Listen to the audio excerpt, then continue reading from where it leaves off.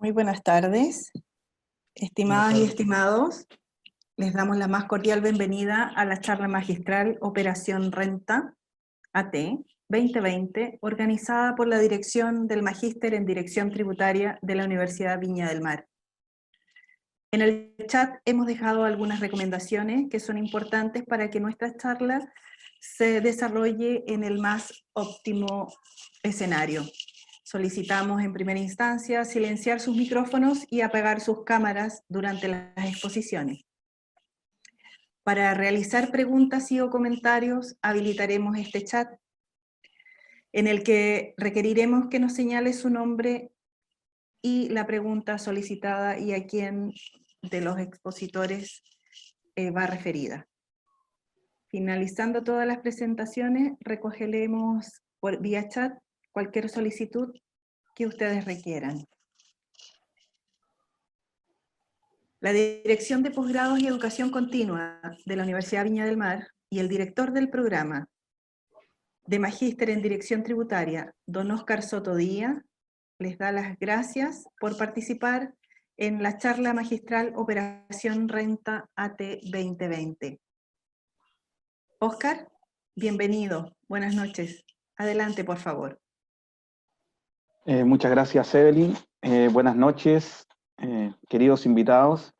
Es para mí un placer nuevamente darles la más cordial bienvenida a esta nueva actividad que hemos desarrollado en conjunto con la Escuela de Ingeniería y Negocios, en la cual pertenece nuestro programa de Magíster en Dirección Tributaria, cumpliendo con el rol que tenemos como institución, poder sin duda prestar servicios a nuestra sociedad y poder reforzar sin duda todos estos conceptos tributarios y prestar este servicio por las dudas que ustedes puedan tener con respecto a la operación renta del año tributario 2020.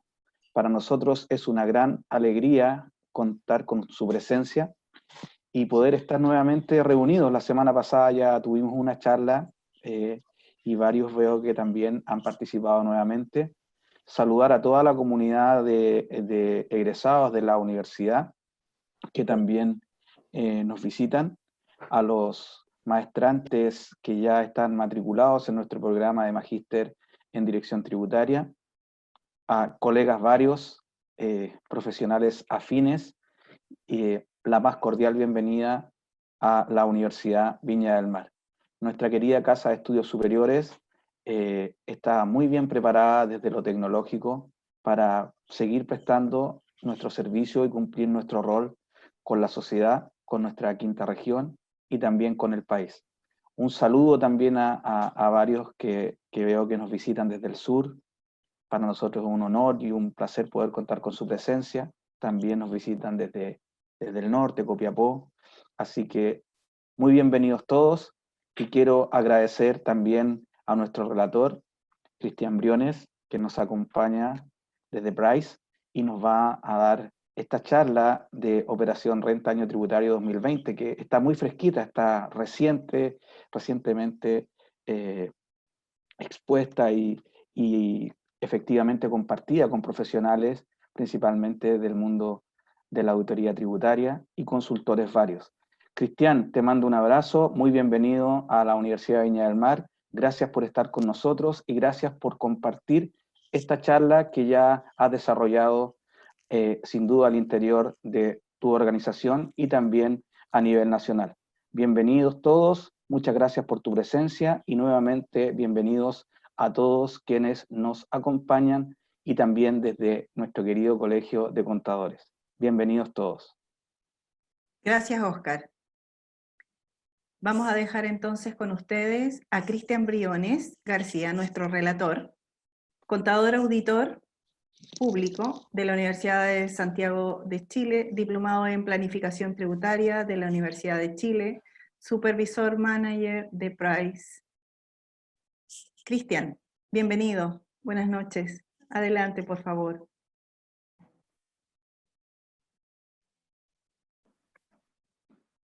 Mi nombre, como ya lo adelantaron, Cristian Briones, soy gerente de impuestos en PwC. para lo cual me han solicitado en esta oportunidad presentar una charla respecto de todo el proceso de operación renta que se está viviendo hoy en día para todos los contadores, para todos los que comparten mi profesión. Están, si bien ya declararon algunas declaraciones, están a punto de declarar otras cuantas, así que me imagino que deben tener dudas, consultas respecto a todo lo que es el proceso de operación renta. Ya vamos a hacer una presentación en donde vamos a hablar principalmente de los regímenes tributarios que existen hoy en día. Cuando me refiero a hoy en día, siempre es parado al 31 de diciembre del 2019. Recordemos que ahora en febrero salió una nueva ley, la cual viene a modificar la legislación tributaria que conocemos hoy en día vigente hasta el 31 de diciembre del 2019, y vienen grandes cambios. Vamos a comentar también algunos de esos cambios que son importantes y que les puede digamos, ser importantes para lo que es este proceso de operación Renta 2020, que todavía quizás estamos a tiempo, así que vamos a indagar ahí respecto de los cambios de la reforma, pero principalmente vamos a señalar cuáles son las obligaciones tributarias que tiene una sociedad, ya sea una sociedad acogida al régimen del 14A o régimen de renta atribuida, o al régimen 14B parcialmente integrado. Partamos entonces. Primero que todo, comentar que cualquier declaración de impuestos que haya sido presentada, la cual no generara un pago, se puede rectificar hasta el 27 de abril, así que estamos en fecha. Si presentamos alguna devolución en la cual nos equivocamos y colocamos un valor inferior del que debiera ser, ya sea por PPM, créditos CENSE, PPUA, etcétera, etcétera, podemos rectificarla hasta el 27 de abril y sin tener ninguna sanción de por medio. Así que ese es un tema súper importante. Vamos a hablar también sobre algunos cambios del formulario 22, la incorporación de algunas líneas respecto de algunos impuestos especiales, que los vamos a mencionar. Modificaciones respecto del recuadro número 7 sobre la enajenación de acciones. Esta es una modificación menor, así que la comentamos nada más. Y sobre la diferencia a nivel de capital propio tributario que genera un mayor pago de impuestos.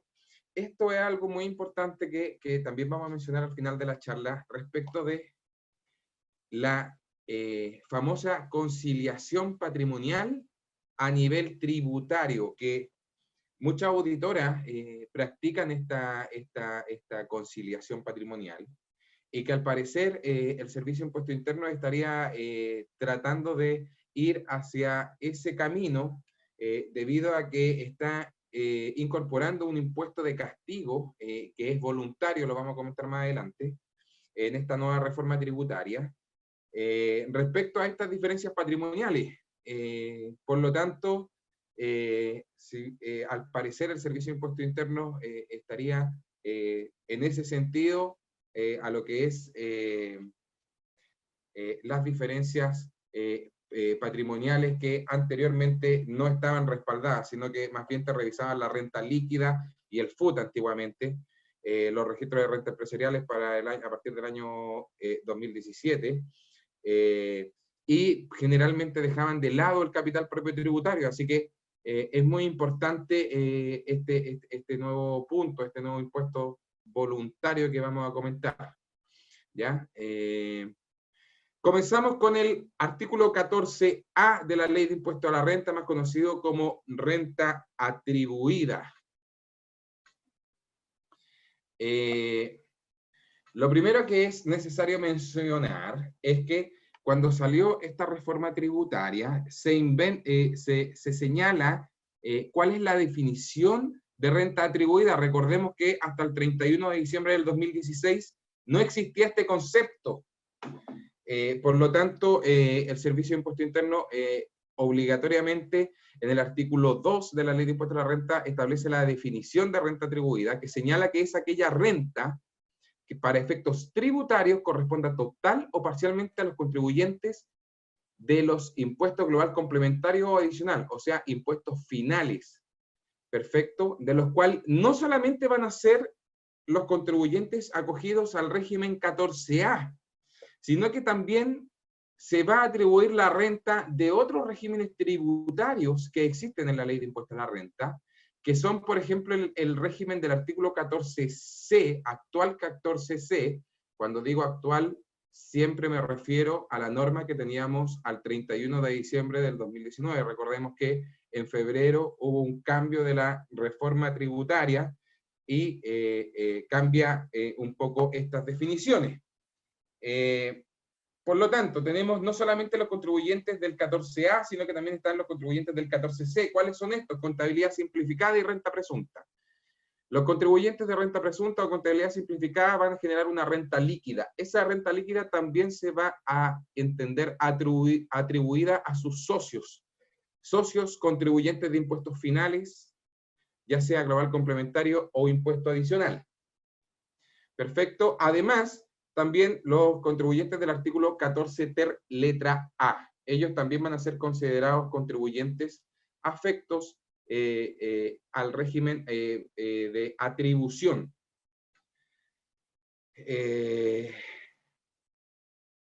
¿Quiénes eran los contribuyentes que por defecto se encontraban acogidos al régimen de 14A? Los que se señalan ahí en la presentación. Empresarios individuales, de responsabilidad limitada, comunidades, sociedades de personas, responsabilidades limitadas.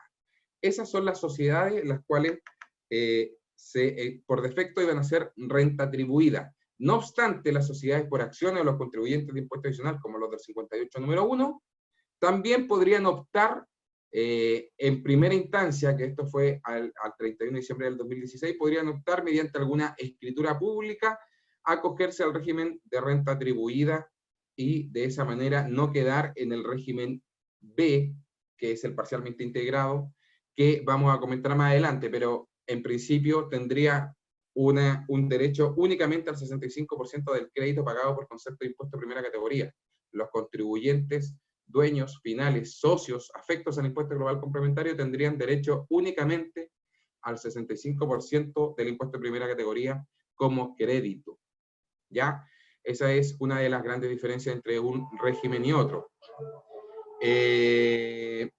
Y las sociedades anónimas, en comandita por acciones, y otras sociedades que incumplan este régimen, van a quedar acogidas únicamente al régimen parcialmente integrado, sin opción de poder elegir el régimen 14A de renta atribuida. Respecto de los registros de rentas empresariales, ustedes dirán, perfecto, ya entendemos qué es lo que es una atribución. ¿Cuáles son los registros de rentas empresariales que va a tener que cumplir esta sociedad acogida a este régimen? Son los siguientes. El régimen RAP o rentas atribuidas propias, el régimen de DAN o diferencia de depreciación acelerada versus la normal, REX, que incluye todo lo que son las rentas exentas, ingresos no rentas, rentas con tributación cumplida, o rentas generadas antes del 83, que también van a ser consideradas como ingresos no rentas. Y finalmente, el famoso SAC, que es el saldo acumulado de créditos, en donde se controlan todos los créditos de primera categoría y de impuestos finales que la sociedad mantiene a nivel de registros de rentas empresariales y controla para futuras distribuciones de dividendos y o retiros. Vamos a explicar en primera instancia el régimen tributario de DAN, que es principalmente para las sociedades que tengan un activo fijo del cual decidan depreciarlo aceleradamente. Cuando tengan un activo fijo y decidan depreciarlo aceleradamente, recordemos que existen 4 tipos de depreciaciones para efectos tributarios. que es, en primera instancia, la depreciación normal, y la depreciación normal está estipulada de acuerdo a la resolución 43 del año 2002, emitida por el Servicio de Impuestos Internos, en donde establece la vida útil que va a tener cada uno de los activos fijos que tenga la sociedad, y en el caso de tener algún activo fijo un poquito más complejo, que no se encuentre caracterizado dentro de esta tabla de resolución de vida útil, el contribuyente puede optar por hacer una solicitud al director regional y de esta manera poder solicitar que le otorgue la vida útil a dicho activo fijo, ¿ya? Pero el caso general es que apliquemos dicha resolución que aún existe, que aún sigue vigente. Les recuerdo la resolución 43 del 2002 para efectos de asignar vida útil a los activos fijos que tenga la sociedad. Luego de esto, existe la depreciación acelerada, que no es más que 1/3 de la vida útil que aparece en la tabla del Servicio de Impuestos Internos. ¿Qué significa esto? Que si tengo, por ejemplo, un vehículo que según la resolución del servicio se puede depreciar a 7 años, si yo lo decido depreciar aceleradamente, lo voy a depreciar en 2 años, o sea, lo divido en 3 y dado que matemáticamente hay un residual, ese residual se pierde y lo voy a depreciar aceleradamente en 2 periodos tributarios. También existe la depreciación superacelerada, que no es más que 1/10 de la vida útil establecida en el Servicio de Impuesto Interno en esta resolución, y ese 1/10 funciona de la misma manera que la depreciación acelerada, pero existen ciertos requisitos para poder establecerme a este beneficio, y también existe la depreciación instantánea, que no es más que depreciar el activo fijo en un único año, o sea, en 12 meses vamos a depreciar ese activo fijo, y efectivamente esos son los 4 tipos de depreciación acelerada. Los últimos 2 tienen requisitos de venta, tienen que ser bienes nuevos y no usados, por lo tanto no cualquier empresa puede acogerse a ese beneficio, que es principalmente rebajar la utilidad tributaria producto de la aceleración de la depreciación, ¿ya?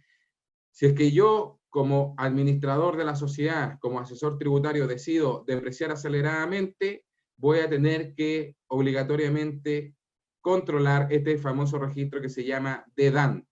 ¿Y qué es lo que es el DEDAN? No es más que la diferencia de la depreciación acelerada y la depreciación normal. ¿Qué quiere decir eso? Si yo tengo un vehículo de 100 que lo voy a depreciar a 10 años normalmente, significa que me voy a llevar 10 de gasto anual.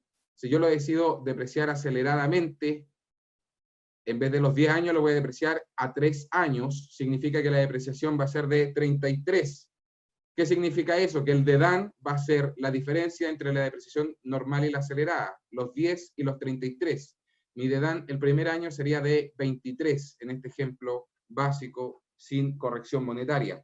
Y así seguiría el segundo año sumado 23, el tercer año sumado 23, para el cuarto año ya no voy a tener depreciación acelerada, porque como lo deprecié en 3 años, va a estar totalmente depreciado para efectos de la depreciación acelerada. No obstante, la depreciación normal va a seguir su curso hasta completar los 10 años, por lo tanto, ahí voy a ir deduciendo de este DEDAN esos 10 de depreciación normal hasta que se haga 0 y se termine de depreciar dicho bien de manera normal. O puedo vender ese bien y también tengo que deducir el DEDAN. Puedo dividir esa sociedad y asignar ese bien, también tengo que trasladar ese DEDAN, y así existen otros casos más. Eso es respecto del DEDAN. Después al final vamos a hacer una tanda de consultas si alguno tiene alguna duda.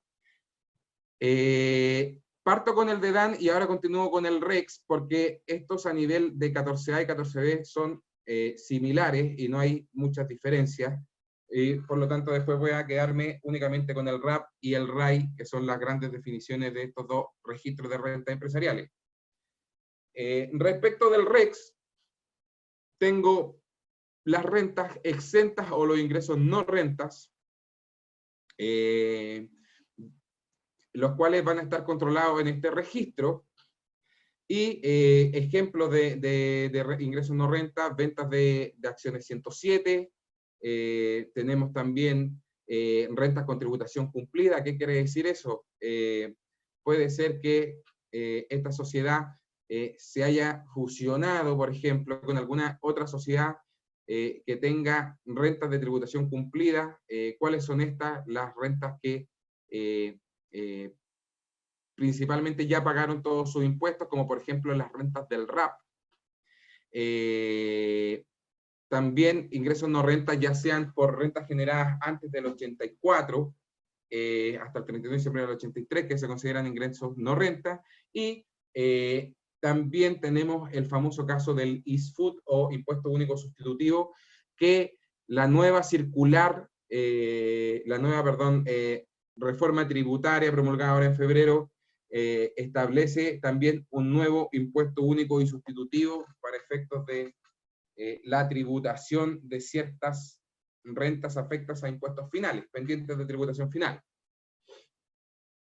Luego de esto tenemos el SAC, que no es más que el control de los créditos, ya sean créditos generados por el FUT, que son los famosos créditos controlados hasta el 31 de diciembre del 2016, y los créditos a contar del 1 de enero del 2017, que son los créditos generados por el cambio de esta reforma. Vamos ahora a continuar con el RAP. ¿Qué es lo que es el RAP? No es más que la renta líquida generada del ejercicio de la sociedad, que se va a ir controlando en este registro llamado RAP, afecto a corrección monetaria, y libre de tributación al momento de los retiros por los contribuyentes finales, socios o accionistas. ¿Por qué digo que el RAP es libre de impuestos? Porque efectivamente, si yo genero un RAP y hago un retiro o una distribución de dividendos imputada a este registro, ese retiro o dividendo va a quedar libre de impuestos. ¿Por qué? Porque este RAP es un RAP considerado un ingreso no renta, o más bien con tributación cumplida, porque en el año 1 en que se genere la renta líquida, se atribuye directamente al global complementario, independientemente que retiren o no retiren el dinero. Por lo tanto, se va a generar el pago de impuesto global complementario en el momento 1 de la generación de esa renta líquida, en donde se atribuye propiamente tal con el impuesto de primera categoría que pagó la sociedad en ese año. Y por lo tanto, cuando yo vaya a registrar este ingreso no renta o con tributación cumplida en el RAP, luego para futuros retiros serían considerados ingreso no renta.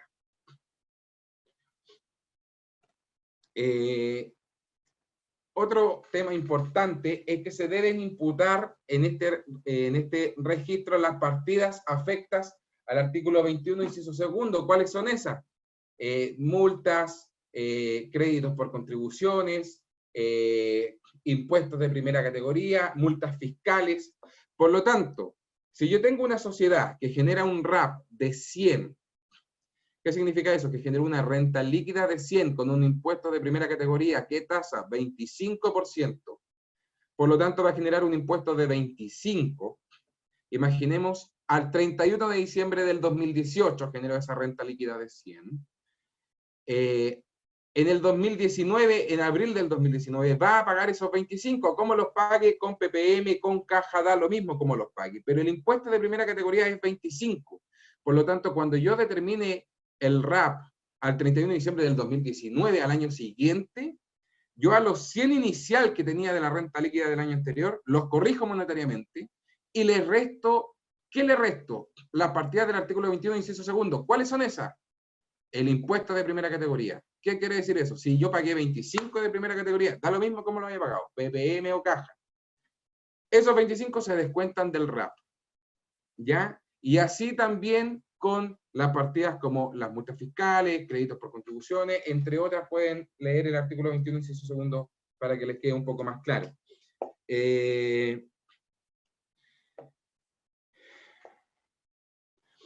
Esas partidas ¿Qué pasa, por ejemplo, si yo tengo un RAP generado de 100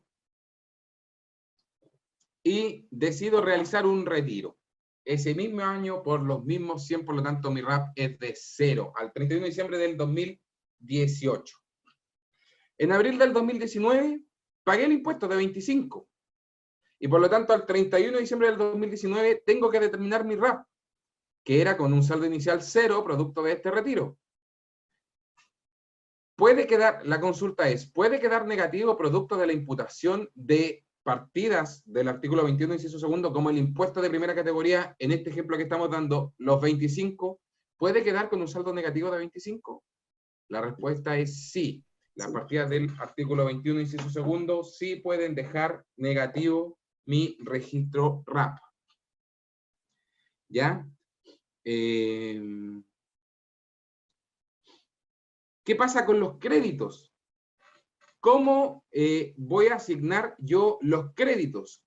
Los créditos generados a contar del 1 de enero del 2017, acá me voy a detener un poco, porque una sociedad 14A, que tiene operaciones normales, una renta líquida, compra, venta, lo que ustedes quieran, sociedad del giro que ustedes quieran, generalmente no debería tener créditos a contar del 1 de enero del 2017. ¿Y por qué?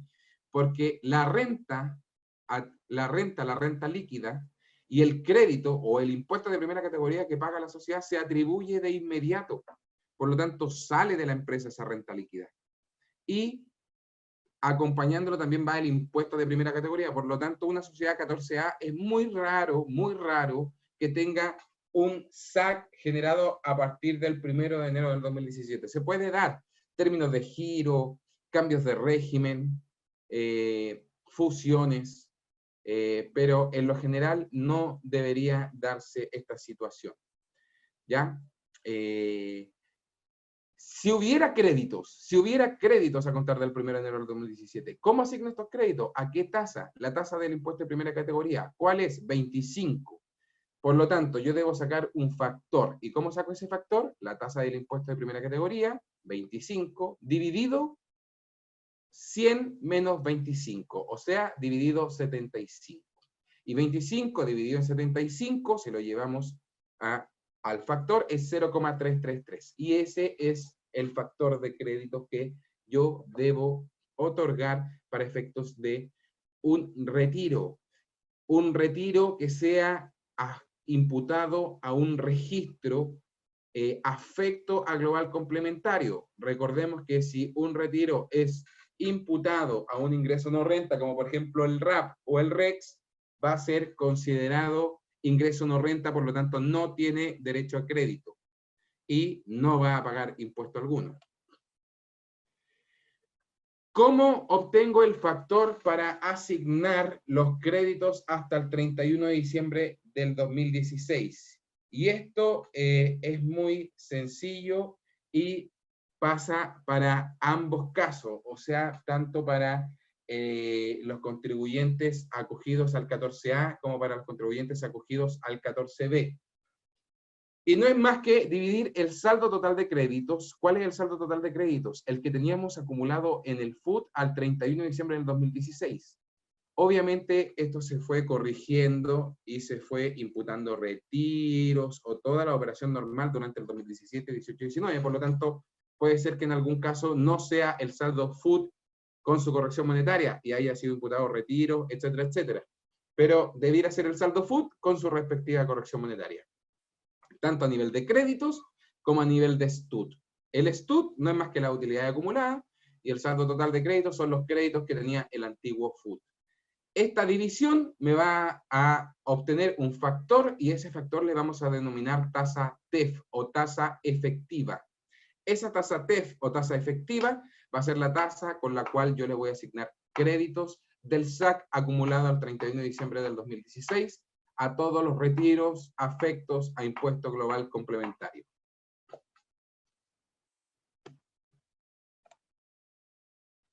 ¿Cuál va a ser el orden de imputación? ¿Cuál va a ser el orden de imputación para una sociedad, para un socio dueño de una sociedad acogida al régimen del 14A o de renta atribuida. El orden de imputación va a ser, en primer término, el RAP, que va a ser considerado un ingreso no renta a nivel de retiros, ojo, a nivel de retiros, flujo efectivo. Y va a ser considerado un ingreso no renta, por lo tanto libre de impuestos, libre de asignación de crédito. Luego va a ser imputado al registro de DAN. ¿Y cuál es el registro de DAN? El que ya acabamos de mencionar. Y ese registro de DAN va a ser afecto a global complementario con derecho a crédito. Por lo tanto, si yo tengo un DAN y tengo crédito en el SAC, le puedo dar crédito. Eso es algo que también incorporó esta reforma a partir del 1 de enero del 2017. Antes también existía el DAN, pero no tenía derecho a crédito. Y en tercer orden sería la imputación del REX, que también van a ser rentas exentas o ingresos no renta de impuestos. ¿Qué pasa si retiro más allá de estos 3 registros tributarios? Recordemos que estos son los únicos 3 registros tributarios que, en conjunto con el SAC, forman 4, pero el SAC no habla sobre rentas afectas, sino que más bien de créditos. Por lo tanto, los registros tributarios para imputación de retiros a nivel de rentas patrimoniales serían estos 3.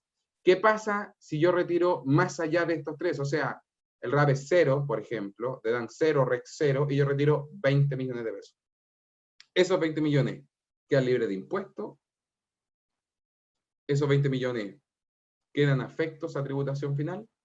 La respuesta es que quedan afectos a tributación final con impuesto global complementario o adicional según corresponda, y van a tener también derecho a crédito. ¿Qué crédito? Los que tengan el SAC. Si no tengo en el SAC, tributan a todo evento con el global complementario sin crédito alguno. Ya se eliminó lo que se conocía hasta el 2014 como los retiros en excesos. Por lo tanto, cualquier retiro en exceso de estos registros tributarios tributa igual con impuesto global complementario o adicional. Por lo tanto, acá hay un pequeño resumen de la tributación final de los dueños. El RAP va a ser considerado un ingreso no renta.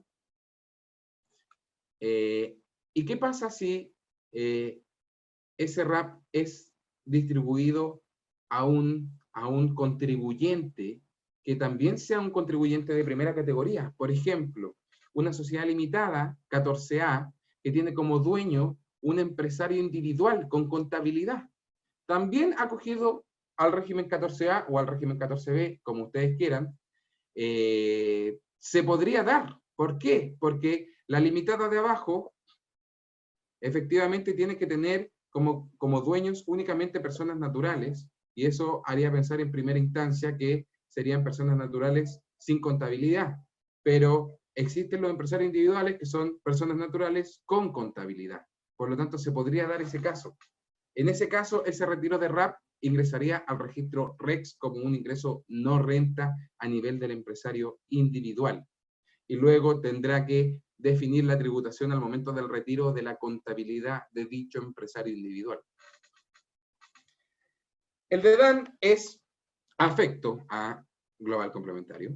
El REX, ya lo mencionamos también, renta exenta o ingreso no renta. En el caso de ser considerado una renta exenta, de todas maneras va a parar al global complementario, pero va a parar de una manera en la cual se le va a dar un crédito proporcional para que el efecto de impuesto de dicha renta sea 0, pero de todas maneras se incorpora para ver la progresividad de la renta que genera ese contribuyente y de esa manera aumentar los de tramo de global complementario.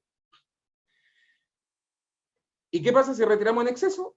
Ahí está lo que se conoce como FUT, que las sociedades limitadas mantenían al 31 de diciembre del 2016.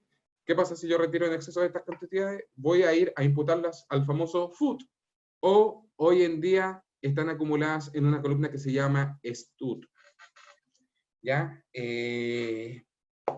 Eso es respecto con la tributación de los dueños y el régimen 14A. No sé si seguimos al tiro con el régimen 14B y de esta manera terminamos la presentación.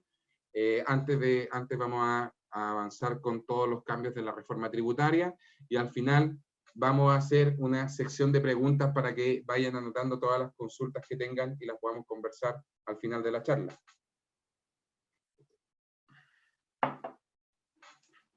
Ya, vamos con el 14B o el parcialmente integrado.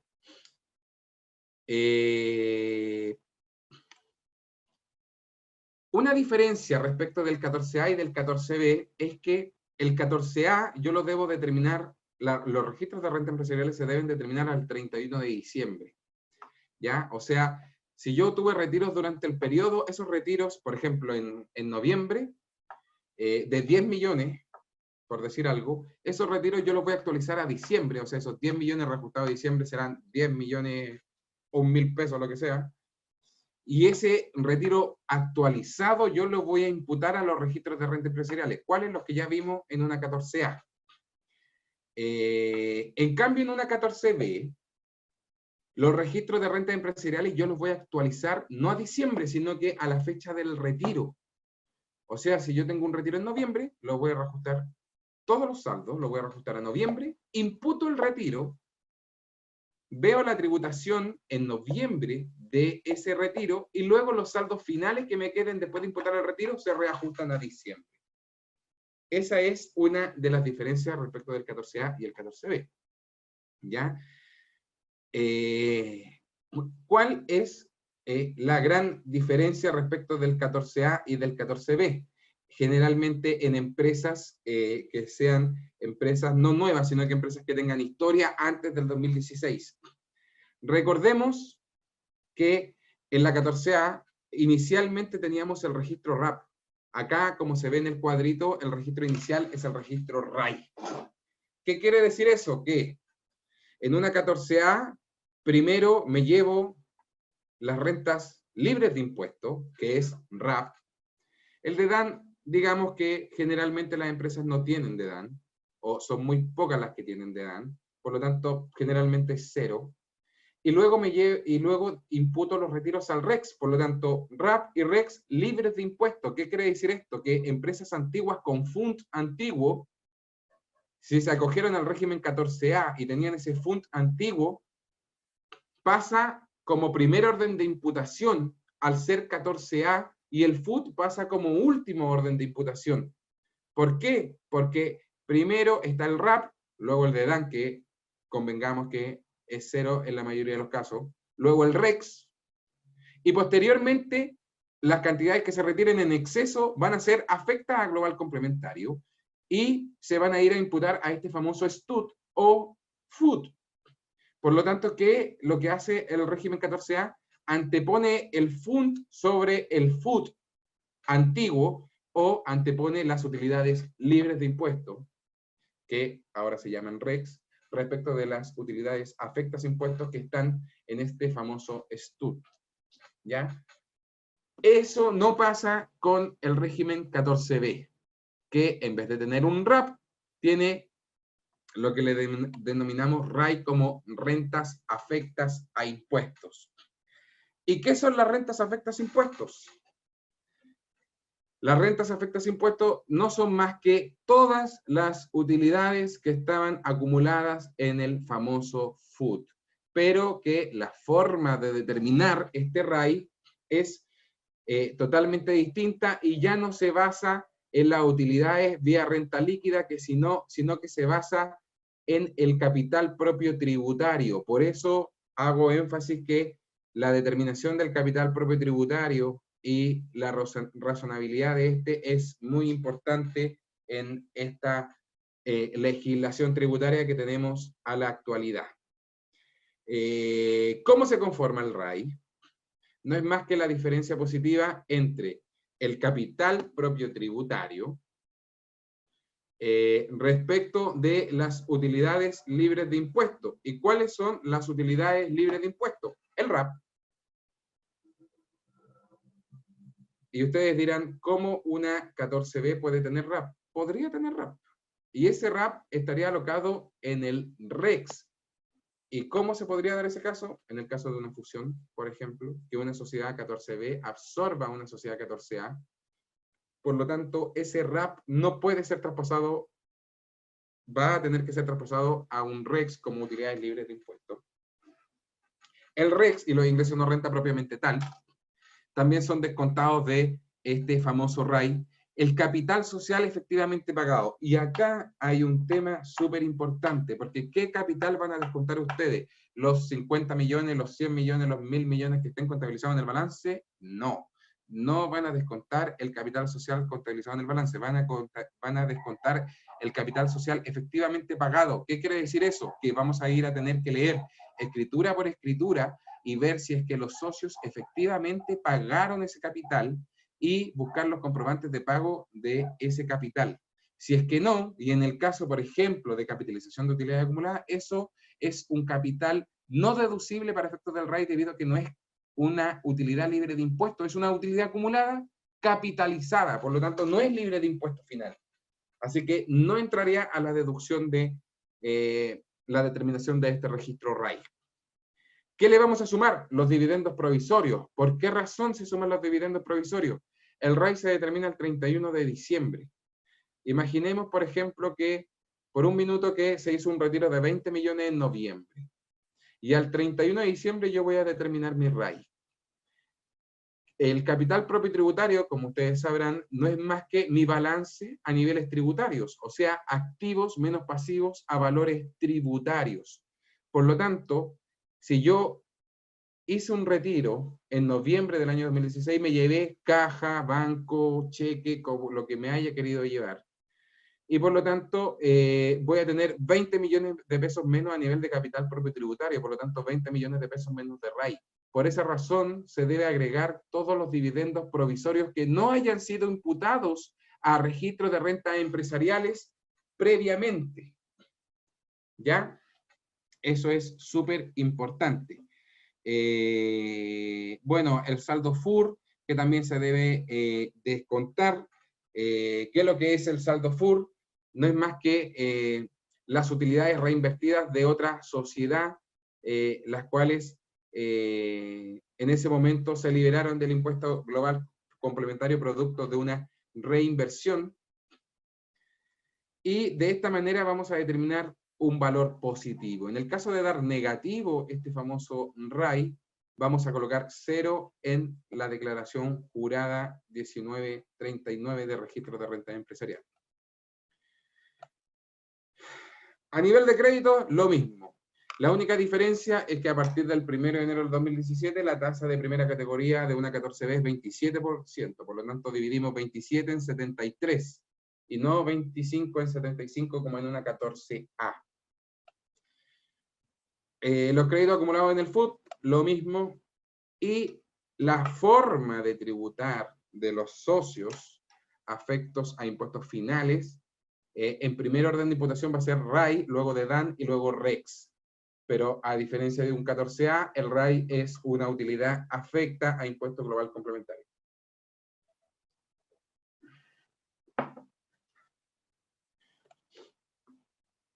Tributación de los impuestos finales. RAI afecta a impuesto global complementario. De DAN, igual. El REX, libre de impuestos finales. Y si excedo, voy a seguir tributando con global complementario, con derecho a crédito si es que tengo en el SAC, y si es que no tengo, va a ser global complementario sin crédito alguno. Eso es a nivel de registro de rentas empresariales, 14A, 14B. Vamos ahora, si tienen alguna duda, consulta, anótenla, las vamos a conversar al final de la presentación. Ahora vamos a comentar sobre los grandes cambios que hubo respecto de la reforma tributaria para este proceso de operación Renta 2020 principalmente. Hay un montón de cambios. Les adelanto, se eliminó el 14A. El 14A, que es, va a ser la última operación renta de acogida a este régimen. Se eliminó el 14A, por lo tanto ahora cambia la forma de tributación, van a existir varios regímenes tributarios que vale la pena conversar en otra presentación. Y ahora nos vamos a enfocar principalmente en los grandes cambios de Operación Renta 2020. Respecto de la depreciación instantánea, ya lo habíamos comentado. ¿Qué es lo que es la depreciación instantánea? Depreciación de un bien activo fijo en un único periodo, 12 meses. ¿Cuáles son los requisitos? Los requisitos que sean bienes nuevos o importados que se adquieran entre el 1 de octubre del 2019 y el 31 de diciembre del 2021, que sean destinados a nuevos proyectos de inversión.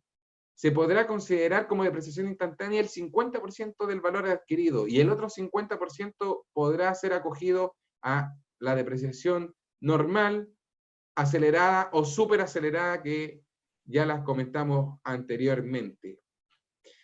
Tiene que corresponder para estos efectos, los nuevos proyectos de inversión deben corresponder al desarrollo, exploración, explotación, ampliación, extensión o mejora de equipamiento de proyectos mineros, industriales, forestales y una serie de otros requisitos que ahí se pueden visualizar. Efectivamente, si existe una diferencia, esto va a provocar un DEDAN, o sea, va a existir un DEDAN y se debe determinar. Esto está en el artículo 21º transitorio de la ley 21.210, que es la nueva ley que se promulgó en febrero respecto de la reforma tributaria. Se incorporó una línea, la línea 53, respecto del pago voluntario a título de impuesto de primera categoría. ¿Qué será esto? Se preguntarán ustedes. Efectivamente, el Servicio de Impuesto Interno establece un pago voluntario de primera categoría. ¿Qué quiere decir esto? Que tú puedes agregar a tu renta líquida una cantidad tal que te genere un impuesto de primera categoría y pagarlo en esta línea, voluntariamente. Yo, contribuyente, decido pagar 1.000 millones, 100 millones, lo que sea, voluntariamente al fisco chileno, y la renta líquida asociada a ese pago de impuestos. O sea, por ejemplo, si estamos hablando de 1 millón de pesos, y vamos a pagar en una sociedad 14A el 25%, o sea, 250.000 pesos, ese 1 millón de pesos yo lo voy a poder deducir como gasto en una renta líquida futura. ¿Ya? O sea, ¿qué quiere decir eso? Que hoy pago este pago voluntario y puedo deducir como gasto la renta líquida asociada a ese impuesto de primera categoría. ¿Para qué se hace esto? Ustedes dirán, es un pago voluntario, impuesto de primera categoría, ¿para qué lo voy a hacer? ¿Para qué se hace esto? Para contribuyentes que hagan un retiro y no tienen créditos.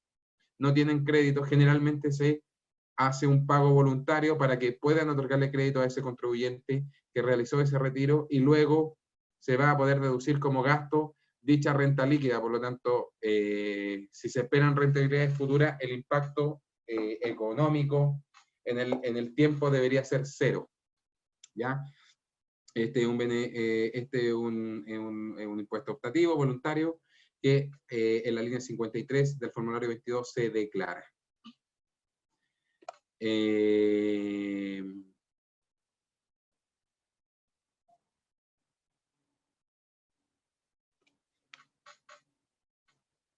Diferencia de impuesto de primera categoría otorgado en forma indebida al socio o accionista. Ya, se creó en la línea 54, en el código 1042, una diferencia, un código para efectos de declarar un impuesto que sea producto de créditos otorgados de forma indebida a los socios, o sea, que se otorgaron más créditos de lo que debió otorgarse en años anteriores. Y esa diferencia de créditos se puede pagar en este código 1042, evitando la rectificatoria de los globales complementarios de los socios de los años anteriores. Eso es básicamente. Es un crédito bastante importante, porque al pagarlo en este formulario permite evitar las multas producto de una rectificatoria en años anteriores que se generen producto de ese crédito indebido. ¿Ya? Declaraciones juradas del AT 2020. Hay un montón de declaraciones juradas, ¿no? Por tema de tiempo no las vamos a alcanzar a tocar todas. Vamos a tocar las más importantes, las más comunes. Como ustedes ya conocerán, la 1923 sobre la renta líquida de una 14A, que no es más que te informa todas las partidas de ingreso y gasto que se generan tanto en el balance como en la determinación del resultado tributario de esa sociedad, y posteriormente los porcentajes de atribución. ¿Cómo se va a atribuir una renta líquida en una 14A? Por mutuo acuerdo, en primer término.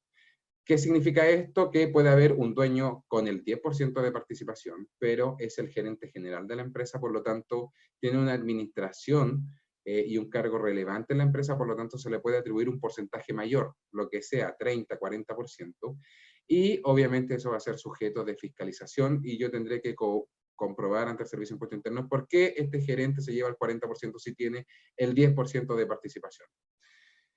Si es que no tengo un mutuo acuerdo, el régimen general va a ser distribuirlo por, de acuerdo al porcentaje de participación del capital social efectivamente pagado. ¿Ya?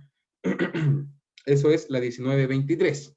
Luego tenemos la 1938 y 1940 para los 14A. La 1938, registros de rentas empresariales. ¿Cuáles son? Los que ya acabamos de ver. Y la 1940 para informar los retiros que se hagan en dicha sociedad. En cambio, en las sociedades acogidas al régimen 14B tenemos la 1926, que informa la renta líquida, sin porcentaje de atribución. La 1939 sobre los registros de renta empresariales que ya vimos, y la 1941 sobre retiros de dicha sociedad 14B. Esas son las declaraciones juradas principales para el proceso de operación renta 2020 de una 14A y una 14B. Además tenemos otras declaraciones juradas, como la 1887, la 1887 sobre payroll o liquidaciones de sueldo, que tuvo una ampliación de plazo que venció, si mal no recuerdo, tuvo 2 ampliaciones de plazo, venció el 31 de marzo. También tenemos la declaración jurada 1879, que también venció sobre honorario del 25 de marzo. La 1913, de caracterización global. No todas las sociedades están obligadas a presentar esta declaración, sino más bien las grandes empresas, con fecha 11 de mayo, y te hace una serie de preguntas sobre el EBITDA, sobre proceso de reorganizaciones, etcétera, etcétera. Y acá una importante que hay que nombrar, que son las declaraciones juradas. Hay una mensual y una anual sobre los derivados. ¿Por qué es tan importante mencionar? Porque anteriormente, si yo tenía un derivado en una sociedad, la cual me generaba, por ejemplo, una pérdida de 20 millones de pesos, y esa pérdida, para poder reconocerla yo para efectos tributarios, la ley obligatoriamente me obligaba a presentar la declaración jurada. ¿Qué quiere decir eso? En el caso de que yo no haya presentado la declaración jurada de derivado, tanto la mensual como la anual, les debo los números, ahí se los voy a mencionar, yo no podía tomarme el gasto a nivel tributario debido a no presentar dicha declaración jurada. La nueva ley 21.210 sobre que apareció ahora en febrero del 2020, cambia esto y efectivamente me permite rectificar o declarar las declaraciones juradas de derivado para efectos de yo poder tomarme el gasto en dicha operación. Eso es a nivel de declaraciones juradas. Ahora vamos a pasar por los últimos 2 temas de esta presentación, que es el impuesto sustitutivo. Nuevamente esta reforma tributaria, la ley 21.210, publicada ahora en febrero, otorga un nuevo impuesto único y sustitutivo con tasa fija. Ya no tiene la opción de tener tasa fija y tasa variable como lo tenía el impuesto sustitutivo que fue promulgado con la reforma anterior. Y este impuesto va a ser de una tasa única fija del 30%. ¿Sobre qué cantidades? Sobre el STUT.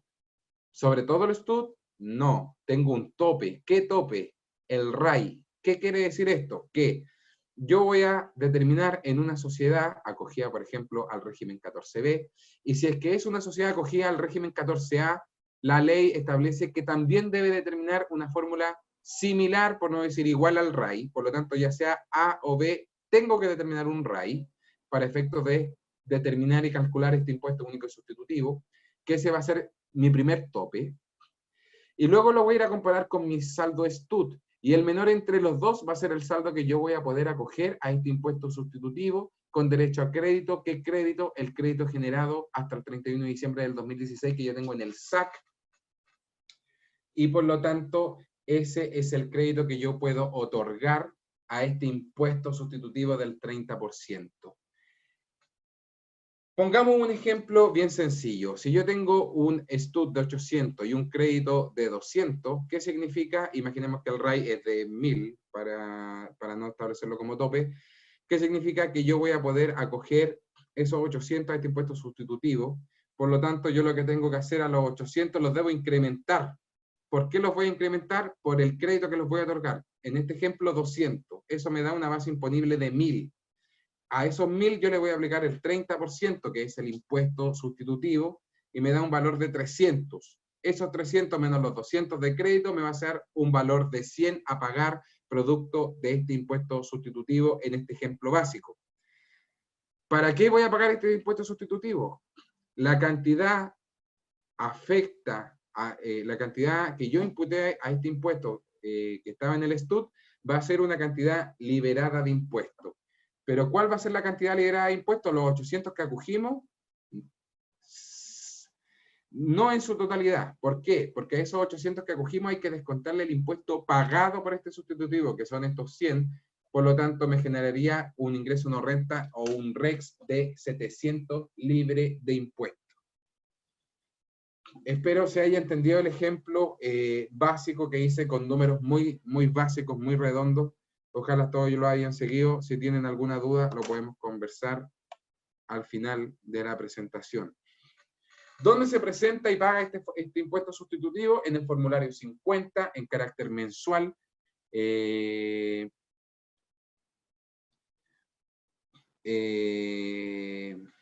Y se podrá ejercer hasta el 31 de diciembre del 2021, pagadero hasta abril 2022.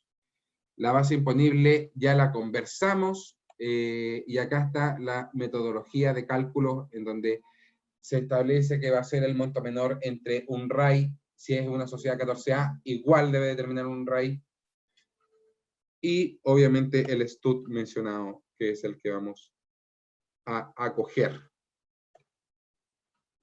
Eso es respecto del impuesto sustitutivo. Y ahora, para finalizar la charla, vamos a hablar de un último tema, que es un tema súper importante, a mi entender, uno de los grandes cambios que viene en esta reforma tributaria, que es la eliminación del PPUA, la derogación del PPUA, que está en el artículo 31, número 3 de la Ley de Impuesto a la Renta, en donde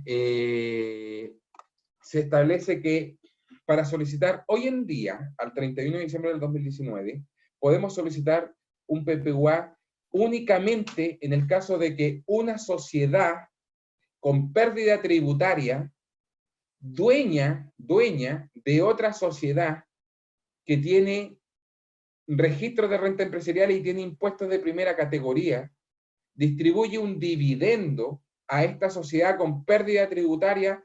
En este caso, esta sociedad con pérdida tributaria va a absorber ese dividendo y los créditos que traiga ese dividendo, y eso le vamos a denominar PPUA y se puede solicitar como devolución al fisco a través del formulario 22.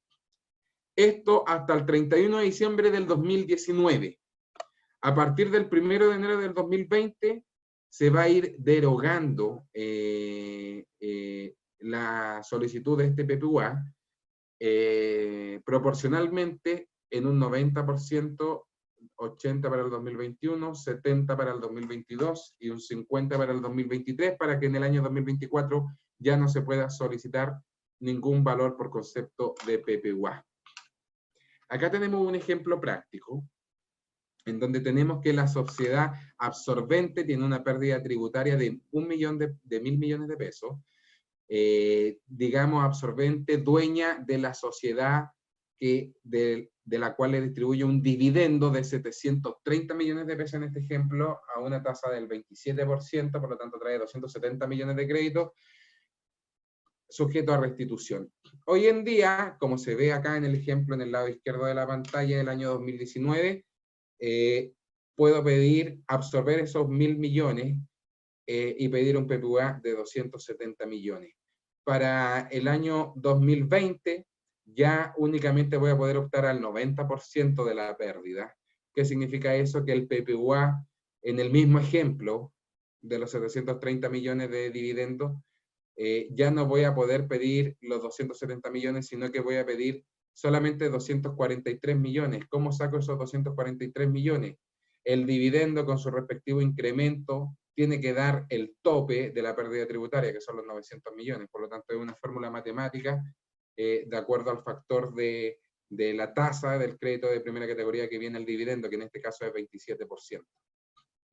Y los 100 millones de pérdidas de diferencia las voy a poder utilizar como pérdida de arrastre para el año siguiente, pero no los voy a poder absorber para efectos de dividendo. Por lo tanto, existe un crédito de 27 millones de diferencia respecto de lo que traía el dividendo y lo que voy a poder solicitar como PPUA, y esos 27 millones de pesos entrarían a lo que es el SAC.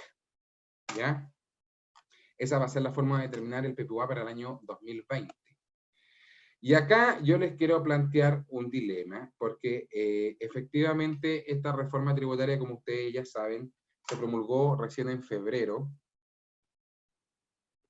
del 2020. Nosotros lo estuvimos discutiendo también en Price.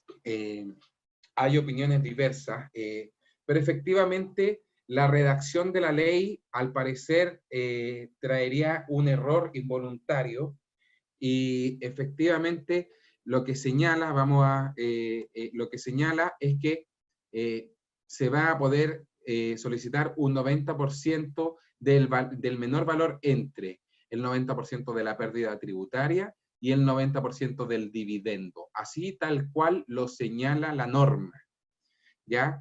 Por lo tanto, es muy distinto. El 90% de la pérdida tributaria no tenemos ninguna duda, y en el ejemplo que estamos viendo ahora a continuación, de una pérdida de 500 millones, el 90% sería 450. Pero es muy distinto decir el 90% del dividendo, que es así tal cual como lo dice la ley, que en este caso sería 400 millones por el 90% serían 360 millones. Es muy distinto decir el 90% del dividendo que el 90% del dividendo incrementado. ¿Cuánto es el dividendo? El dividendo, 400 millones. Incrementado, 547 millones. Ahí está el incremento de 147 millones. Por lo tanto, el 90% de eso sería 493 millones en este ejemplo. ¿Qué quiere decir esto? Que existen dos opciones. Opción 1. Vamos a considerar que es el 90% del dividendo incrementado, que es, como lo dice hoy en día la circular 49 del 2016, de la forma en cómo imputar este crédito, pero que se contradice con lo que está escrito hoy en el artículo 27º transitorio de esta reforma tributaria, que establece un 90% del dividendo y no del dividendo incrementado. Por lo tanto, si yo considero el 90% del dividendo incrementado, que es la opción 1, siguiendo la circular, en este ejemplo básico, me permite pedir un PPUA de 121 millones. ¿Por qué? Porque mi tope va a ser los 450 millones, que es la pérdida tributaria, y no los 493 millones, que es el 90% del dividendo incrementado. Opción 1 seguiría la lógica que tiene la circular 49, y como hoy en día se imputan los dividendos. Y la opción 2 es seguir las instrucciones al pie de la letra de la ley, y la ley dice el 90% del dividendo. Si dice el 90% del dividendo, el dividendo son 400 millones, por lo tanto el 90% del dividendo sería 360 millones, y eso haría que en la opción 2 me permita solicitar un menor PPUA. Insisto, en mi opinión, en este caso solicitábamos la opción 2 97 millones respecto de los 121 de la opción 1. Pueden hacerlo ustedes matemáticamente, estos son números redondos, números bien sencillos, pero efectivamente yo creo que va a salir una circular que establezca que va a ser el 90% del dividendo incrementado, al igual como lo señala hoy la circular 49 del 2016. Yo creo que ahí hay un tema de redacción en la nueva norma. Este es un tema que también discutimos dentro de la firma cuando hicimos esta presentación. Y es un tema que obviamente hay que mirar a ojo crítico, porque podría efectivamente solicitar una menor devolución. Eso sería la presentación. Espero les haya quedado claro, espero hayan anotado un montón de dudas para que ahora Evelyn nos ayude ahí con la sección de preguntas. Gracias, Cristian. Efectivamente tenemos una consulta de don Luis Garrido. Pregunta respecto a constructora acogida al régimen 14A, renta atribuida. ¿Podrá acogerse al régimen 14D nuevo? ¿Y qué pasa con la contabilidad si elige la atribución simplificada? Ya. El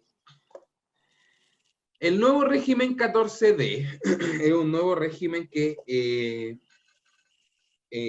establece para las ProPymes y que empezó a regir a partir del 1 de enero del 2020 y que establece lo siguiente: todos los contribuyentes que vendan menos de 100.000 UF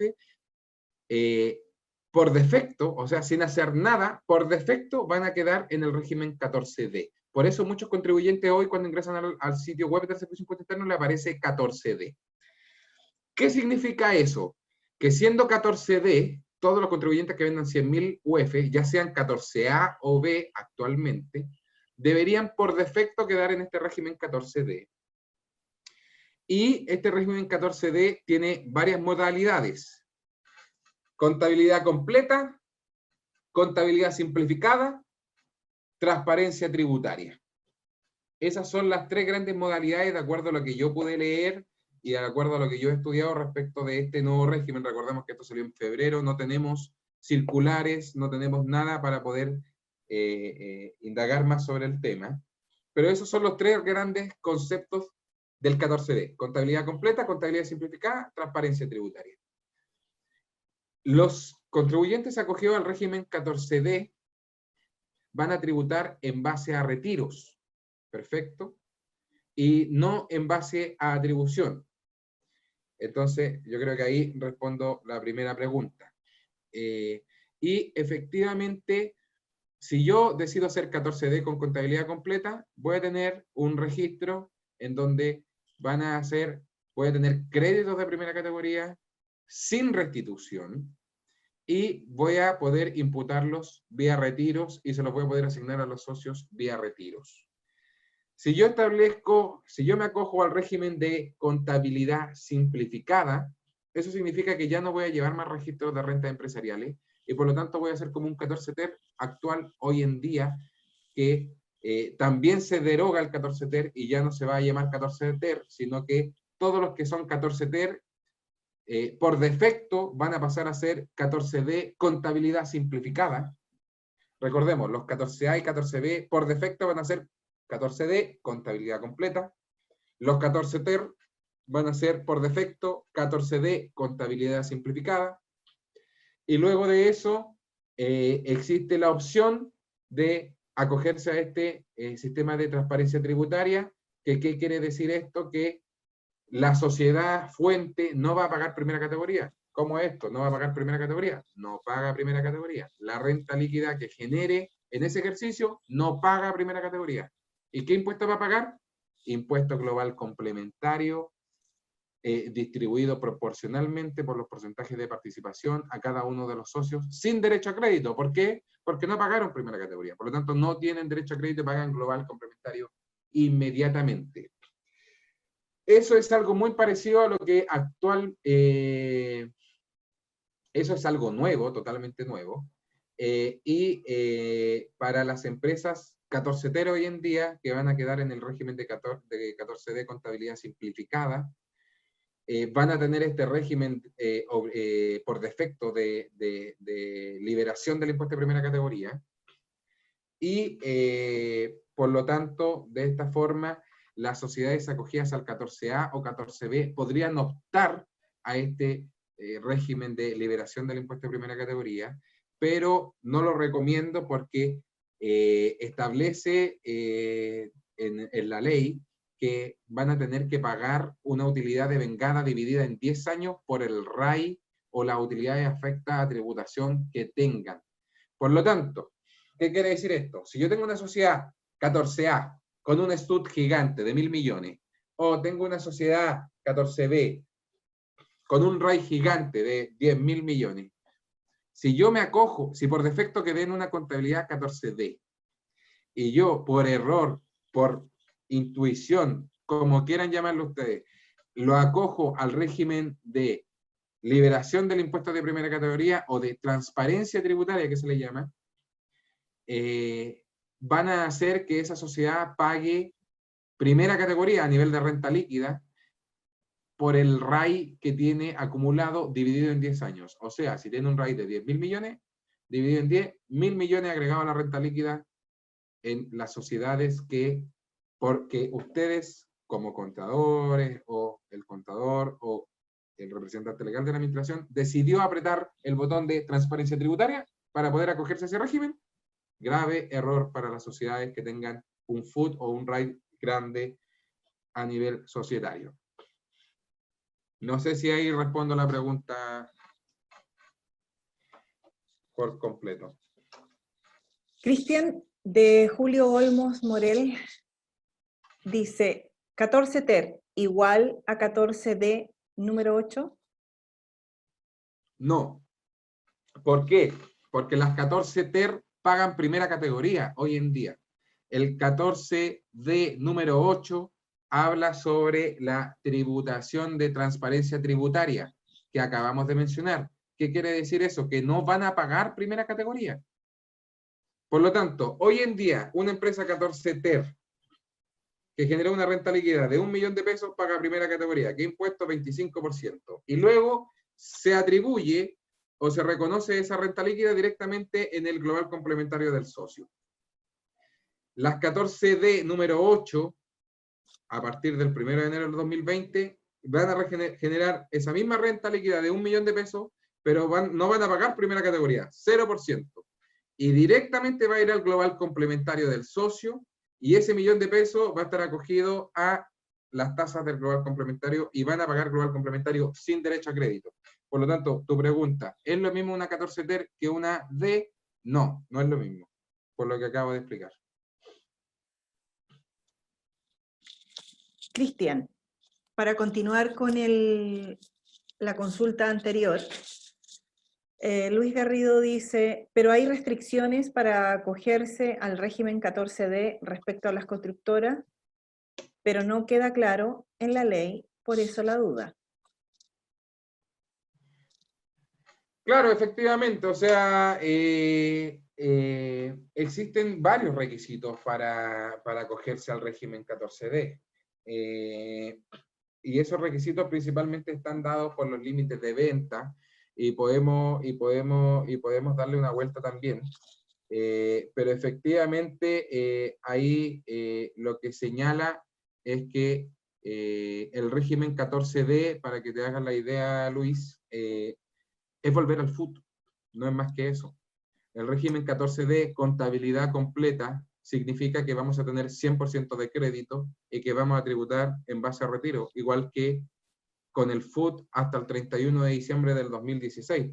Por lo tanto, ¿qué es lo que es el nuevo régimen 14D? Volver al FUT. Si yo soy 14D, contabilidad simplificada, es lo mismo que una 14 TER hoy en día. Y si yo escojo la tercera opción, que es esta transparencia tributaria, ese sí sería, que está en el artículo 14D número 8, esa sí sería una nueva opción y un nuevo registro tributario. Hay que revisar con calma cuáles son los requisitos para poder acogerse por defecto, si tenemos requisitos especiales respecto a constructora a nivel de ventas, pero efectivamente la ley lo que está haciendo es, por defecto, cualquier empresa que venda menos de 100.000 UF en los últimos 3 periodos, lo acoge al régimen 14D. Por lo tanto, si me preguntas a mí 14D respecto de el parcialmente integrado quedó en el actual 14A de la ley de la renta a partir del 1 de enero del 2020. Por lo tanto, entre un 14D con retiro 100% de crédito y un 14A parcialmente integrado con retiro del 65% de crédito, en mi opinión, el 14D es mucho más efectivo que un 14A parcialmente integrado según la nueva reforma a partir del 1 de enero del 2020. Cristian, Franco Riquelme, ¿las empresas con menos de 100.000 UFs de venta pueden acogerse al nuevo régimen 14A? Las empresas con menores al régimen, sí, pueden acogerse al nuevo régimen 14A. Ahora, por defecto, los van a cambiar al régimen 14D. Por lo tanto, si ustedes quieren acogerse al régimen 14A, que es el régimen parcialmente integrado hoy en día, van a tener que hacer una inscripción y, si mal no recuerdo, la ley ahí les pide una escritura pública en donde establece que, por acuerdo unánime de los socios, decidieron acogerse al 14A actual parcialmente integrado. Pero la respuesta es sí, Franco. Cristian, Carlos dice por acá, ¿el pago final por impuesto sustitutivo cómo afecta al STUT? El pago del impuesto sustitutivo deduce totalmente el STUT. ¿Qué quiere decir esto? Que si yo tengo un STUT de 800, vamos a hacer un ejemplo numérico. Por favor, les pido a todos que vayan anotando las cantidades y así es mucho más fácil seguir el ejercicio. Si yo tengo un STUT de 800 y un crédito SAC 2016 de 200, ¿cómo yo voy a determinar el impuesto sustitutivo? Lo primero que debo hacer es comparar el STUT, que es 800, con el RAI. Ya dijimos que si es una empresa 14A, debo determinar un RAI. Imaginemos por un minuto que el RAI es 1500. Por lo tanto, el menor entre el STUT y el RAI es el STUT, 800. Esos 800 debo incrementarlos. ¿Por qué valor? Por los 200 de crédito, y eso me va a dar una base imponible acogida a este impuesto sustitutivo de 1000. Esos 1000 los vamos a multiplicar por el 30%, que es la tasa fija de este impuesto sustitutivo, y nos va a dar un impuesto total a pagar de 300, que lo vamos a pagar con 200 de créditos y 100 de caja. ¿Sí? Espero que todos hayan seguido el ejemplo. Por lo tanto, de los 300 de impuesto sustitutivo, lo vamos a pagar con 200 de crédito y 100 de caja. ¿Qué quiere decir esto? Que al saldo STUT, de saldo inicial 800, yo lo voy a reversar. ¿Por qué valor? Por los 800, porque ya no tengo STUT. Porque ese STUT pasa a ser ahora REX. Para eso yo estoy pagando este impuesto sustitutivo. ¿Y qué valor va a ingresar al REX? ¿Los 800? No. Porque a los 800 yo le debo restar el impuesto pagado en caja, y no con créditos. ¿Cuánto fue el impuesto? 300. ¿Pero cuánto pagué con caja? 100. ¿Por qué? Porque en el ejemplo que dimos tenía 200 de crédito, por lo tanto le descuento esos 100 y esos 700 que me dan, en este ejemplo básico, esos 700 que me dan ingresan al REX. Por lo tanto, tu pregunta era, ¿qué pasa con el STUT? Se elimina el STUT.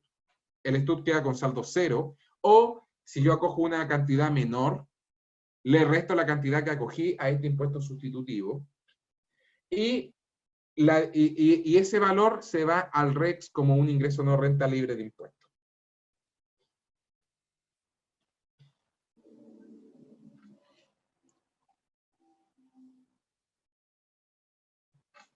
Cristian, por acá Franco Riquelme dice, hoy recibí información respecto a que la elección de nuevo registro se puede hacer hasta julio de este año. Consulta. 31 de julio.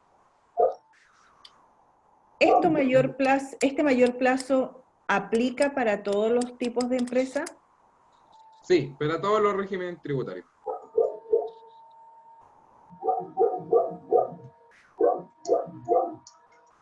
Cristian, Julio Olmos Morel dice, cuando leí modernización de la reforma, no me quedó claro si 14D, N3 y N8 tributan ambos como simplificada. Lo voy a volver a explicar, Julio. Los 14D existen tres modalidades, por así decirlo. 14D, contabilidad completa. Todos los 14A y 14B al 31 de diciembre del 2018, o sea, atribuido y parcialmente integrado, por defecto, y obviamente que cumplen los requisitos, que vendan menos de 100.000 UF, etcétera, etcétera, por defecto van a ser 14D, contabilidad completa. ¿Perfecto? Los 14 TER antiguos van a ser 14D, contabilidad simplificada. Ambos tributan en base a retiros. Ambos tributan en base a retiros. Por lo tanto, obviamente es distinto tener un contabilidad completa que un contabilidad simplificada. Entonces, ahí respondo tu pregunta, creo. Y, por otro lado, los que sean 14D contabilidad completa van a seguir tributando en base a retiros y van a seguir llevando los registros de renta empresariales. Vamos a tener que ver cuál va a ser el nuevo registro de renta empresariales. Probablemente también tengan RAI. Las 14D probablemente también tengan RAI. Insisto, esto es algo que salió en febrero, no está claro, no hay instrucciones, no hay circulares. Pero probablemente las 14D también tengan un RAI, no así las contabilidades simplificadas. Por eso hay que diferenciar. Las 14A y B de hoy en día por defecto son de contabilidad completa. Por lo tanto, al ser de contabilidad completa, van a tener un RAI y van a tributar en base a retiro, pero con créditos del 100%. No así las 14 TER que van a ser contabilidad simplificada. Ahora, ¿yo puedo pasarme a contabilidad simplificada? Sí, puedo hacerlo. Tengo que apretar el botón en regímenes tributarios y acogerme a esta opción válida antes del 31 de julio.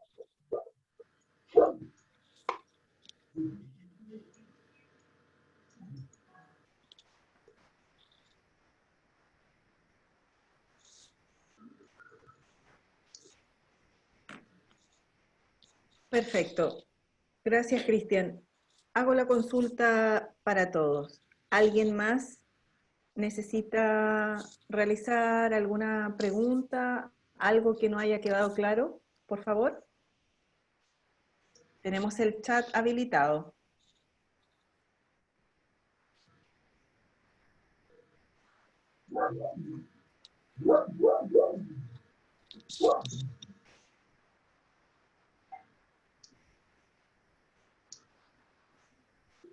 Vamos, muchachos, con confianza, adelante, adelante, hagan sus preguntas, a ver si se les queda algo, algún tema que tengan ahí con algún proceso de operación renta 2020, alguna evolución de capital, alguien le ha tocado ver alguna fusión, división, algo un poco más raro, o alguna duda que tengan ahí respecto a su empresa que estén atendiendo. Cristian, Gabriel Godoy Díaz dice, el cambio de 14 de N3 contabilidad simplificada a completa, ¿es hasta el 31 de julio? Todos los cambios de régimen tributario es hasta el 31 de julio. Cristian, Gonzalo Hernández, yo supe que la elección de régimen era hasta junio, pero la elección de la forma de contabilidad hasta fines de abril, ¿será así? Las instrucciones que han salido, y al menos que yo he visto, son todos los cambios para la elección del régimen hasta el 31 de julio. Si hubiera algo distinto, Gonzalo, agradecería compartirlo por este medio, pero según lo que yo he visto, recordemos que esto salió hace muy poco tiempo, no hay tanto material para discusión, pero según lo que yo he visto, es hasta el 31 de julio.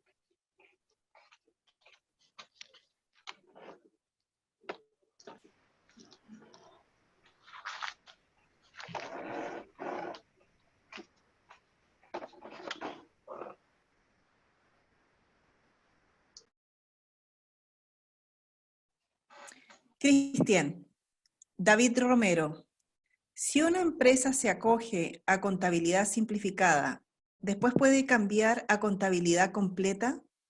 O si la empresa tiene contabilidad completa desde el origen, luego cambia a simplificada, ¿después puede volver a contabilidad completa? Ya, la respuesta es no, y esto no está en esta reforma tributaria, sino que siempre ha sido así, y lo mismo pasa con los regímenes de renta presunta. O sea, yo puedo ser contabilidad completa y optar por cambiarme a simplificada, pero después no puedo volver a completa.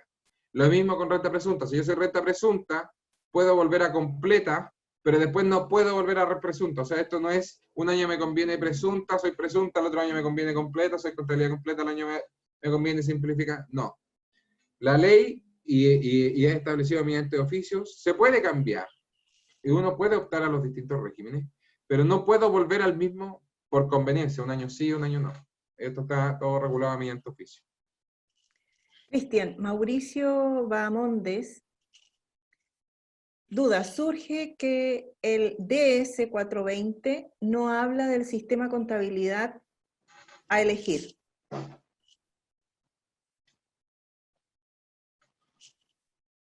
¿Quién? Mauricio Bamondes. Sí. No entiendo la pregunta. No sé si es pregunta o es afirmación, parece. El Decreto Supremo 420 no habla del sistema de contabilidad a elegir. Efectivamente, o sea, acá más que el sistema de contabilidad en el nuevo 14D, habla sobre el régimen de tributación. Y el régimen de tributación es afectado obviamente por si llevo contabilidad completa o simplificada. Pero recordemos que eso es una segunda derivada. Lo importante acá es el régimen de tributación que yo voy a optar. Y por consecuencia, la contabilidad simplificada tiene un régimen de tributación distinto a los que tienen contabilidad completa. Por fin, despertar, quedo despierto. Ahora no va a dormir toda la noche, va a dormir toda la noche.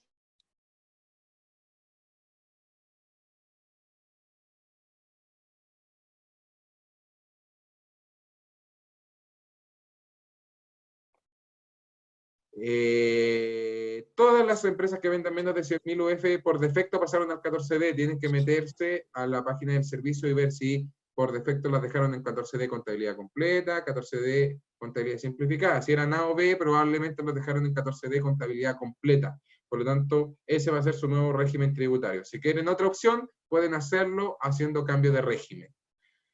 No sé si ahí respondo tu consulta, Julio Olmos. Después tenemos a David Romero, ok, perfecto. Simón BP7. Pregunta, si al primero, si la primera reforma decía que uno tenía, reforma tenía 5, no está muy clara la pregunta, pero entiendo que los registros de rentas empresariales tenían un régimen de 5 años. ¿Qué pasa si algún contribuyente alega que quiere quedarse con el régimen 14A atribuida? La respuesta es fácil, Simón. Cambió la ley, por lo tanto, a nueva ley publicada en el Diario Oficial hay que acogerse a las reglas del juego de la nueva ley. Por lo tanto, no puedo ir a patalear al Servicio de Impuesto Interno y decir quiero seguir siendo 14A. Si tú tenías una empresa chiquitita, si es una empresa chiquitita, y probablemente te conviene atribuir la renta, quizás podría ser una opción el 14D, contabilidad simplificada, o incluso el de transparencia, hay que estudiarlo, pero no puedo ir a patalear al gobierno y decir quiero ser atribuida porque decía 5 años. Ahí respondo tu pregunta, Simón. Veamos qué dice Mauricio. Sobre el mismo tema de renta presunta, no entiendo la normativa para esta T 2020 que permite declarar bajo renta efectiva.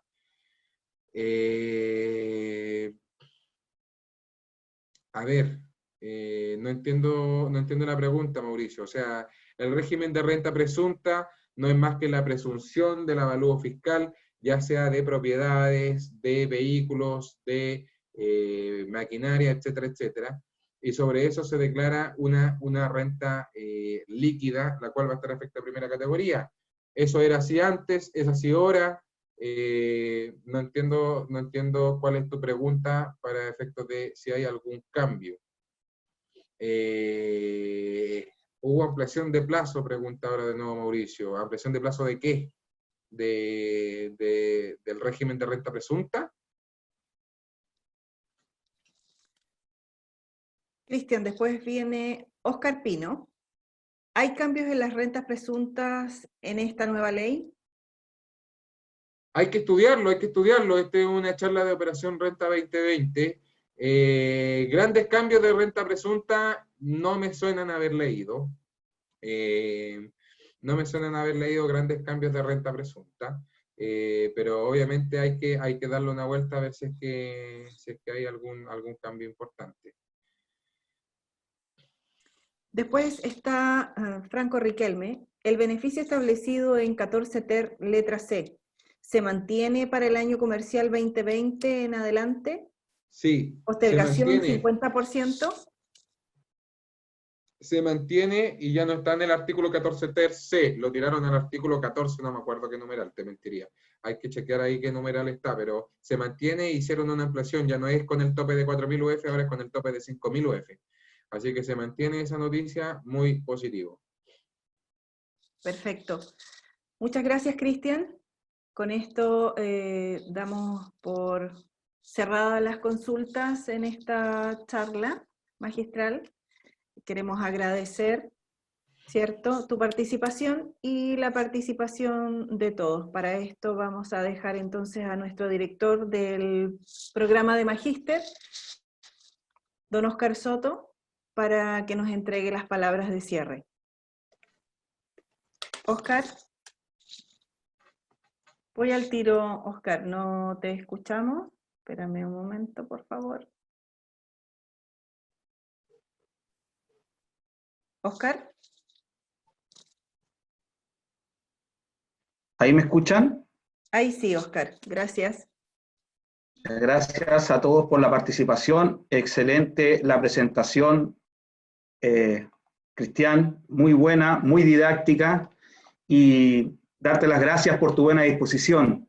Darle las gracias a todos los invitados y contarle brevemente sobre nuestro programa de Magíster en Dirección Tributaria.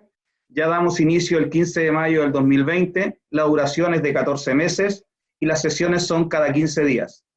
Ahí tenemos el plan de estudio, principalmente en dos grandes áreas, el área de la asesoría tributaria y el área de la administración y de gestión tributaria. Este programa se desarrolla mensualmente con 12 módulos, nos tiramos de forma continua desde mayo hasta enero del 2021, principalmente en el primer trimestre con gestión, aspectos del derecho tributario e impuesto al valor agregado, para luego continuar con la tributación de empresa, tributación de persona y tratamiento de los resultados tributarios. En la segunda parte del programa ya vamos a trabajar con la administración tributaria y ética, la tributación de contratos y mercado de capitales, luego tributación sectorial, para finalizar con tributación internacional en todos los aspectos prácticos y formativos. Luego cerramos con Dirección Tributaria 1, eminentemente talleres, y Dirección Tributaria 2, también eminentemente talleres, para concluir con un trabajo final de grado con una duración de 2 meses de trabajo final de grado para que defiendan su exposición y trabajo final. Todos los módulos tienen un gran componente práctico. La diferenciación que tenemos y que les quiero destacar para ir cerrando es que tenemos un destacado cuerpo académico de gran expertise en la materia, destacando entre otros a la docente Jimena Niño, socia de Deloitte, al profesor Carlos Vergara, a José Francisco Fuentes, abogado del Servicio de Impuestos Internos, a Francisco Orellana, ex magistrado del Tribunal Tributario y Habanero de Valparaíso, entre otros docentes. Otra diferenciación nuestra como universidad es que es un posgrado efectivamente en dirección tributaria. No es un posgrado de gestión con una salida en normativa tributaria. Es un posgrado exclusivamente en la dirección tributaria para ayudar a los contribuyentes y a las personas naturales a cumplir su obligación tributaria, pero además obtener una serie de beneficios basados en la legítima razón de negocio. El programa está totalmente actualizado en la nueva reforma tributaria porque los docentes, muchos de ellos consultores a nivel del Ministerio de Hacienda, ellos han incorporado en cada uno de los módulos las distintas actualizaciones de esta nueva reforma tributaria. Es así como también hoy día nos ha acompañado Cristian para traernos en la exclusividad, lo último que efectivamente ha sido aprobado por el Poder Legislativo. Otra diferenciación es que esta es la 6ª versión consecutiva, un programa muy exitoso para nuestra región y para nuestra universidad. Y otra diferenciación también es que las sesiones son cada 15 días, más el complemento del uso de una plataforma virtual. Además, los estudiantes se llevan un gran intangible, que es una red de relaciones. De nuestro programa de magíster, hoy han salido titulados que son excelentes embajadores nuestros, y muchos de ellos han formado y han migrado hacia la consultoría, otros también han migrado hacia el cuerpo académico, y otros también en la actualidad mantienen reuniones de negocio acá en la 5ª región y mantienen equipos de estudio en todo lo relacionado con la reforma tributaria. Las postulaciones pueden ser dirigidas a nuestra página web www.ubm.cl y también a Evelyn, coordinadora de difusión de nuestro programa y que hoy día ha sido la moderadora del programa. Ahí está su mail y también ahí está su número de teléfono. Académicamente tenemos un techo, un cierto número, ya llevamos bastantes matriculados, vamos con 17 matriculados y por lo tanto yo tengo un par de entrevistas en los próximos días y los dejamos cordialmente invitados para que se puedan integrar a nuestro programa de magíster, pero de forma especial a nuestra comunidad de la Escuela de Ingeniería y Negocios, así como también a nuestra querida Universidad Viña del Mar. Esperamos en las próximas semanas y durante el año entregar más información a nuestra región, a nuestros colegas, principalmente contadores auditores, abogados, ingenieros civiles industriales, ingenieros comerciales, profesionales afines, que hoy día forman parte de nuestro programa de magíster en dirección tributaria. Prontamente le estaremos invitando a otra charla en esta materia. Les agradezco haber participado y habernos acompañado en esta charla magistral de Operación Renta 2020. Muchas gracias nuevamente, Cristian, por tu excelente charla, por lo didáctico, por lo académico que has sido y por atender las consultas de nuestros invitados. Muchas gracias, Evelyn, por el excelente trabajo nuevamente de moderar esta charla, coordinar todas las actividades para que esto saliera de la mejor manera posible, como así ha sido. Gracias a todos por participar. Buenas noches. Gracias. Muchas gracias, Óscar. Gracias, Cristian. Los dejo cordialmente invitados a todos para una nueva versión de una charla magistral en temas de dirección tributaria, nueva reforma. Les haremos llegar la invitación nuevamente a sus correos para que puedan participar. Muchas gracias y buenas noches. Quedémonos en casa.